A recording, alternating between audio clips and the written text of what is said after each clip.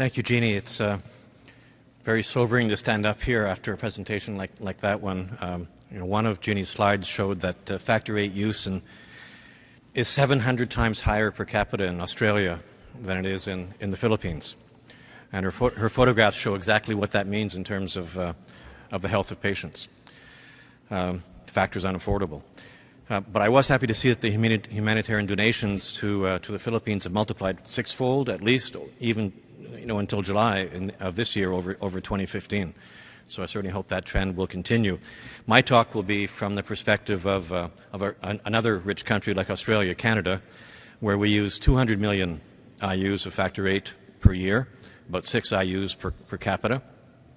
But even there, cost is a huge issue and a bigger and bigger issue. These are my disclosures.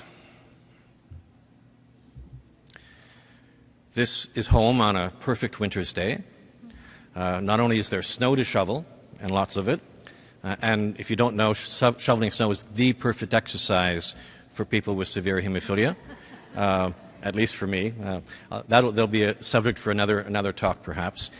But on this day, there was a thick layer of ice on top of the snow, so one could actually bicycle, which is the next best exercise, for miles across the open fields. It only happens once every few years.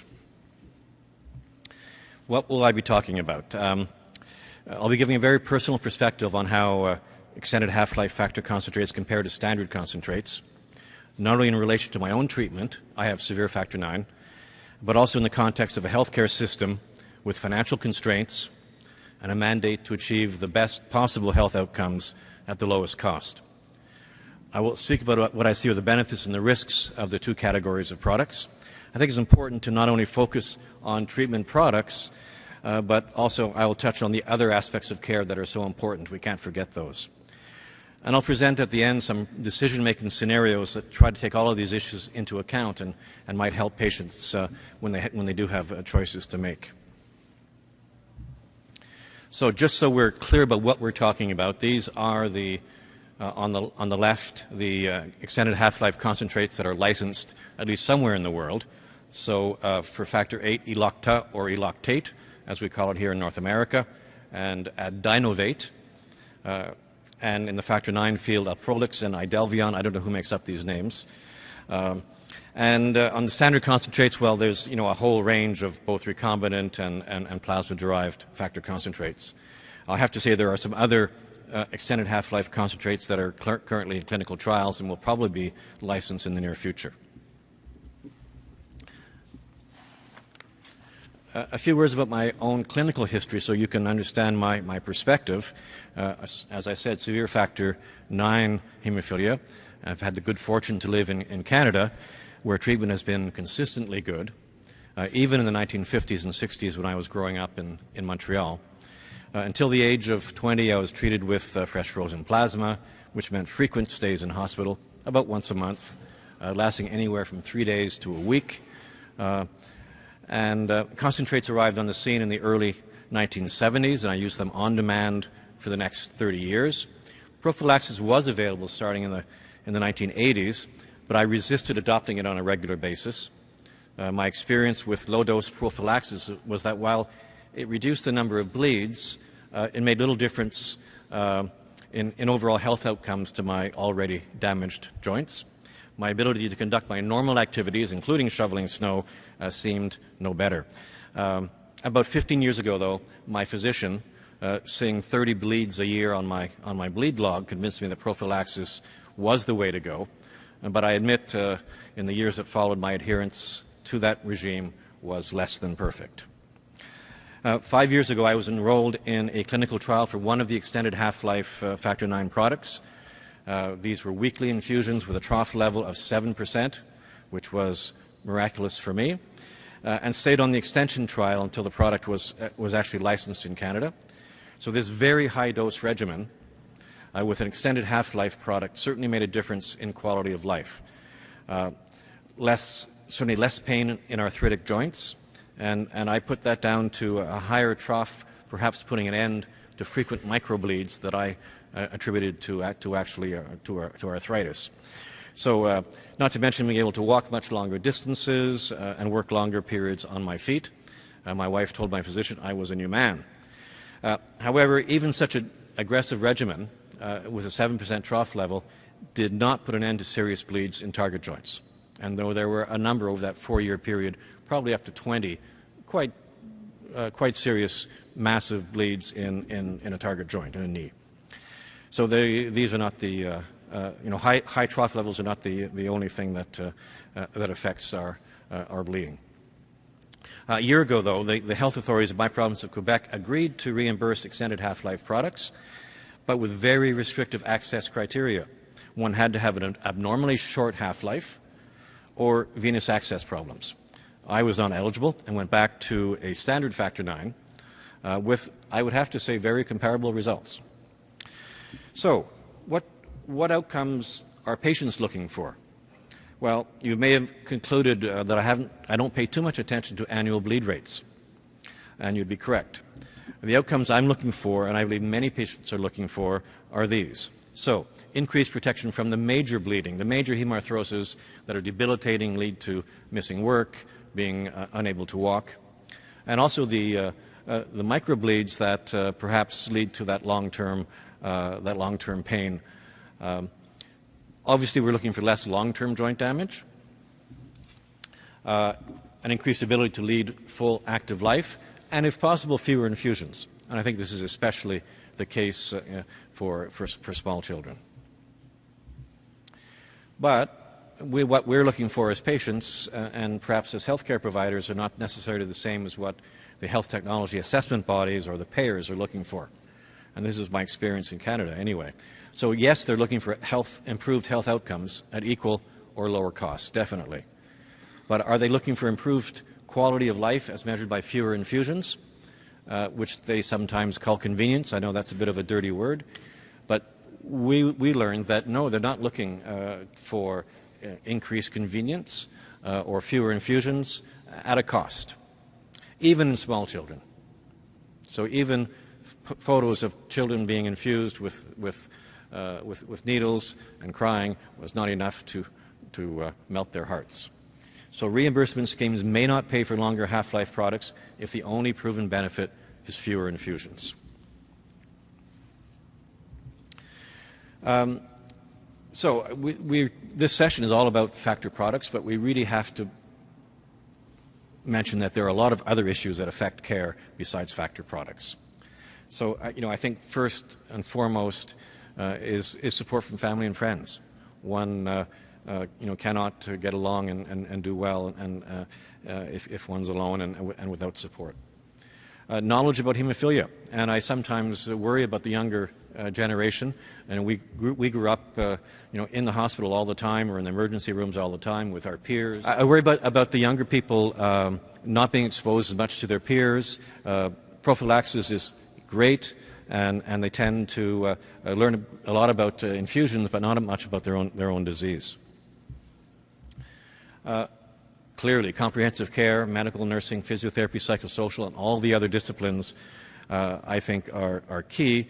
And with all of the great products that Dr. Chowdhury is going to talk to us about later, I think the role of comprehensive care is just going to become more and more important as the options become greater and greater. Without actually adherence to a prophylaxis regime, the greatest regime is not going to work. And finally, I think the right dose at the right time for the right patient is key. And PK dosing, pharmacokinetics is now becoming more and more possible. And we've heard from the speakers that all the patients are different. We really need to tailor doses. And finally, fitness and wise selection of activities. Until we get to a point where trough levels are in the neighborhood of 15, 20, or 30%, we still have hemophilia. So fitness is important, and wise selection of activities is important, and if not, there will be consequences. So let's compare standard to extended half-life concentrates. So those of you who are at the session, the excellent medical session on extended half-life concentrates this morning, heard a lot about this. So it looks like, in terms of efficacy to stop bleeding, they're apparently identical. And IU is an IU. In terms of the risk of causing inhibitors, we don't have a lot of data yet for pups. And these products were not part of the CIPIT study, so there's certainly no data to compare them to plasma-derived products with von Willebrand factors. So we don't really know a lot about inhibitor development, but what we probably can say is, so far anyway, they seem very similar. In terms of half-life, factor 8, they seem pretty similar. Most of them are 1.5 times the half-life. Factor 9, a little bit more impressive. 2 products on the market, and they are 2.5 to 5 times the half-life. You have to be really careful when you read papers about half-life. People measure it in different ways. They use different baselines. And I think, so I'll use 2.5 and 5 as the measures. But please don't pay too much attention to the hours that you see published in the papers. We'll be talking quite a bit about peaks and troughs in the next few slides, so I just wanted to present a bit of an introduction to that. So on the vertical axis, we have the percentage of factor 8 or factor 9. In this case, it's factor 9. On the horizontal axis, we have the time in hours. So the peak occurs up here immediately after infusion, and then the levels fall quite quickly at the beginning. In the first, so this is sort of the first half-life, the second, the third, the fourth, etc. And so the half-lives get longer and longer as you go out in time. It's not a single half-life all the way through. Oops, all the way through the process. Did I go back there? Yeah. And when you get to 144 hours or 6 days with an infusion of 50 IUs per kilo, we're about 3%, which is still good. And if you go out to 10 days, you're at 1%. So, I caution people on, the desire to reduce infusions to a minimum. If you look at the tail of this graph, people will be at a very low level in the neighborhood of 1 to 2 to 3% for a very long time, and there's only one peak. There's only one point in that 10-day period where you're actually at a very high level and very well protected. So what are the benefits versus the costs or the risks of EHL products? Well, the benefits, clearly the one that's been very widely advertised is the opportunity to reduce the frequency of infusions. And this certainly is an increase in quality of life, and it's a potential increase in the adherence to prophylaxis. But at the same time, the risk or the cost would be that you have fewer peaks, so you're unable to match your peak factor 8 or factor 9 to your highest periods of activity in the week. And you may spend a longer time at a trough level near 1%, which I would call the danger zone. And the other risk or the cost is that this is potentially a higher cost to the payer. The other potential benefit is the opportunity to maintain frequency and dosage and increase the trough level. And I've always said 1% is not enough, or it's not always enough. So if we could increase either by maintaining the frequency and the dosage to a higher trough level, this would be a huge advantage in terms of coverage, but it would be a higher cost to the payer. So before these products came onto the market in Canada, in fact around the world, several of the patient organizations did a survey of patient attitudes, patient and caregiver attitudes. We really wanted to know what people thought in terms of what's most important to them. Would they prefer keeping the same dose and the frequency and maintain greater coverage? That's in green. Or would they prefer to reduce the frequency, say from 2 or 3 times to once a week or 3 times to twice a week? And you see that most of the people answered in red. The biggest interest was reducing frequency. But there was a significant number of people who said, no, what I'm looking for is more protection. And in my country, Canada, where we've probably done quite a bit of education around these products, we're almost split 50-50 in terms of those who answered this survey. So I'm going to present a couple of scenarios, starting with factor 8. So we know that factor 8 extended half-life is 1.5 times the half-life of the standard product, 50% increase. So we have the potential to go from 3 infusions to 2 infusions per week, and we've heard that's one of the more common practices adopted in the centers. And this means 52 fewer infusions per year, which is not anything to sneeze at. But we'd also get fewer peak levels, fewer peak factor VIII levels, and longer period near the trough. And this could, remains to be shown, increase adherence to prophylactic therapy schedule. So this is what it would look like in graphical form. So the red is the standard factor VIII, 30 IUs 3 times a week, and the green is 30 IUs twice a week. So the infusions here are at 0 and 84 hours for the extended half-life, 0, 54, and 108. This is, sort of a perfect world where you can infuse anytime you want. And you attain about the same trough level in both cases of 2%. So what does that mean? If the cost of the extended half-life is 50% higher per IU, and you're taking 2 infusions instead of 3, your protection is roughly comparable. There'd be no difference in cost to the payer and no real change in coverage, except perhaps a reduction in infusions. So that's sort of a equal scenario. But if the cost for extended half-life factor VIII is more than 50% higher per IU than the standard, and that's the case in many places, I can get better protection with the standard factor VIII. With more infusions, yes. But for the same cost, I can do much better with the standard factor VIII. However, if the cost for extended half-life factor VIII is less than 50% higher per IU than the standard, I can get better protection with an extended half-life factor VIII and have fewer infusions, which is clear to the ideal situation. So I don't know whether patients have, they don't always pay, they rarely pay directly, but somebody pays, and this is going to be the kind of calculation that people will be making. And in my country, that calculation led to these products not being available, because we could do better with the standard half-life at the prices that we're being charged. So let's look at factor IX. Now, this is a much more dramatic change in half-life. So we're going from in this example, 2.5 times the half-life. We're going from 2 infusions to 1 per week, and 1 is sort of the sweet spot in terms of the ideal frequency. Again, 52 fewer infusions per year. Again, fewer peak factor IX levels, only 1 per week, and a longer period near that trough. And this could increase in adherence to prophylaxis therapy schedule. And as I said, the once-weekly infusion seems ideal. This is what it would look like in a graphic form.